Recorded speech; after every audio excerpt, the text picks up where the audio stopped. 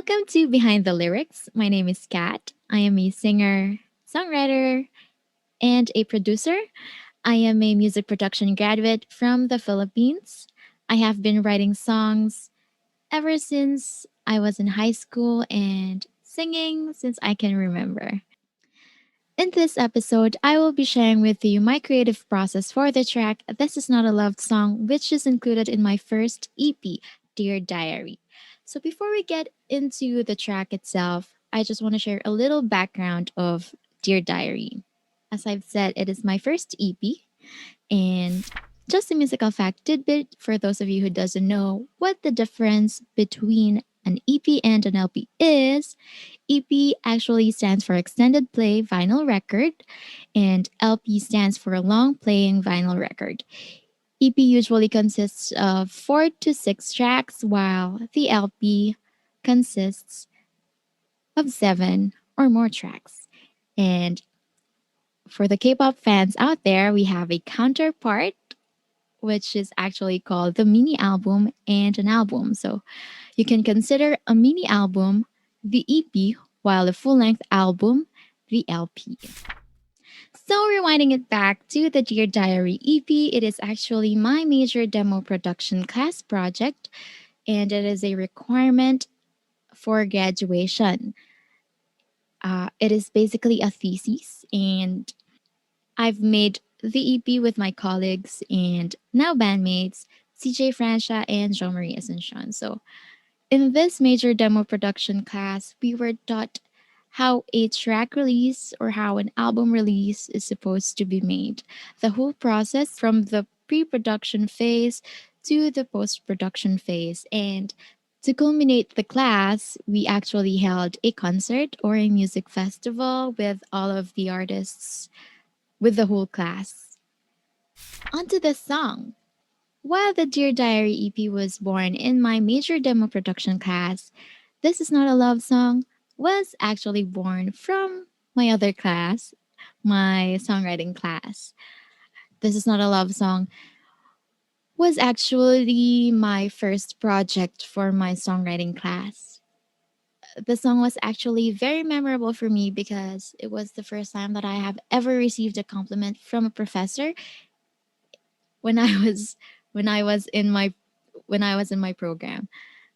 So, in our songwriting class, whenever we were asked to write a song as a project, we need to present it 3 times. And I remember that whenever we present, after you have presented, you may go. You may leave the class. So, I took that opportunity and waited so that I would be the last one to present, so that there would be no little to no audience because I was shy about my work. I think, well, I was very excited for this project because it has always been my joy to write songs, to write lyrics, but I guess I'm just a typically shy person. So, yeah, I waited until I was the last one to present, and after I presented, my professor said that the song the song is the kind of song that you would actually hear on the radio. And when I heard that, my face just totally lit up and I can't wipe the smile off of my face because the thing that I got from that is that This Is Not a Love Song is the type of song that is easy to listen to. It has that LSS effect, I think, and it's the type of song that would be actually popular. That's what I got from his compliment. So I was very happy to hear that. And because the professor highly commended the song, I've decided to include that in my major demo production class project. This is not a love song, contrary to the title, is actually a love song, but it's not the typical love song, I think. So, it is eventually a confession of the subject to the guy that she likes, but if you have heard the song and the lyrics, it has actually contrasting points in every line. And the subject has also been in denial at first with her feelings toward the one she's writing the song to. So I think you're dying to ask who the song is about. The song is actually not about me. I can tell you that for sure, but the song was inspired by a good friend of mine, which I won't name. uh, this friend of mine has been developing a crush for her then classmate, which is also her good friend. But just like the song, she has contrasting feelings about him because he's kind of popular and there are other girls pining over him, and she just doesn't know back then if she has a chance. So that was my inspiration. And how was the song made? For this song, I have actually written the chorus first in order to have the feel and in order to have the general theme on what the whole song is going to be about. And then after I've written the chorus, the verses followed and the bridge, of course. And I have also made the melody and the lyrics side by side before the chords. So, why did I mention it?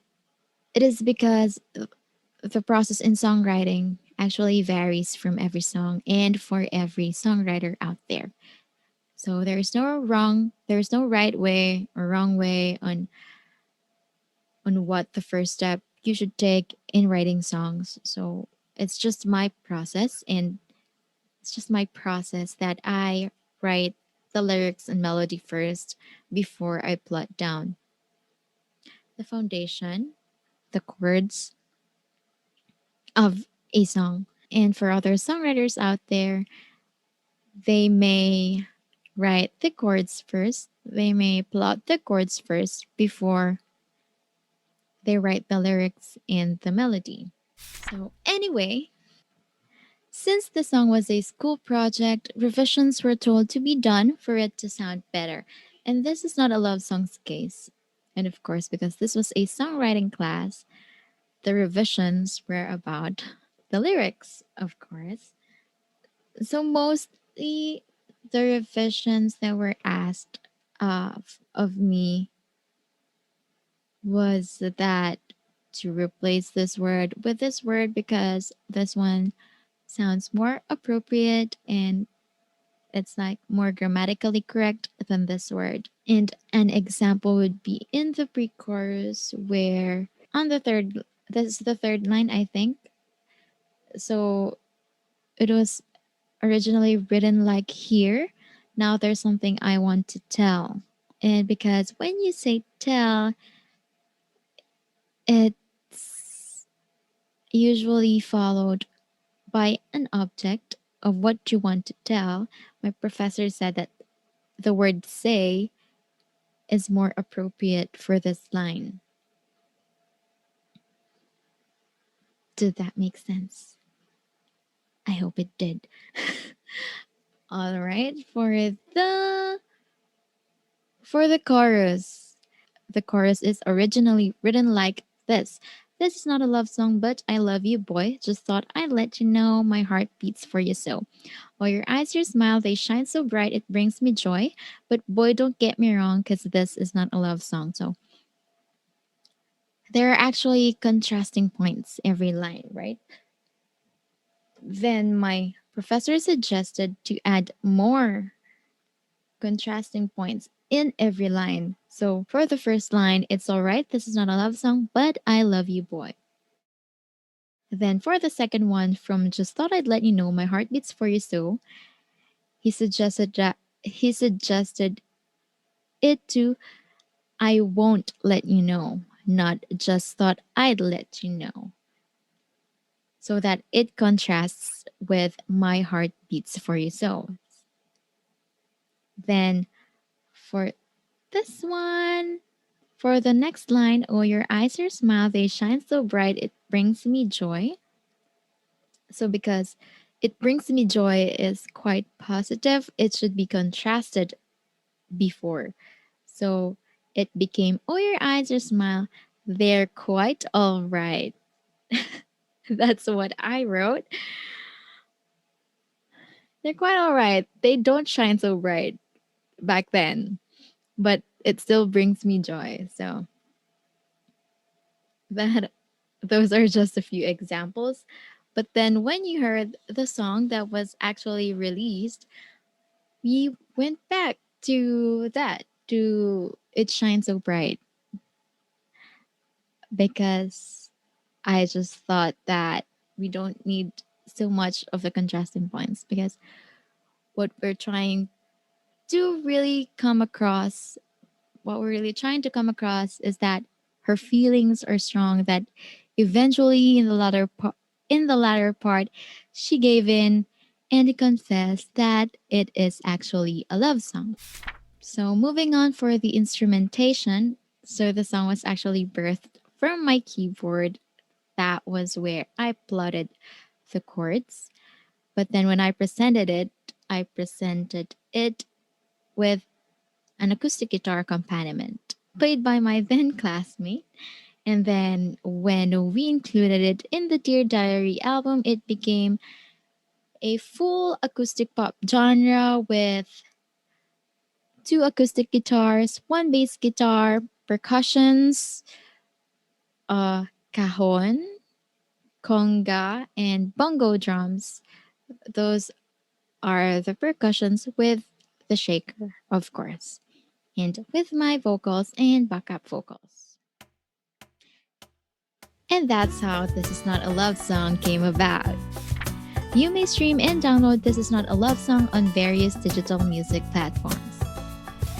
I hope I've shared some piece of me with you to enrich as your own. This has been Behind the Lyrics.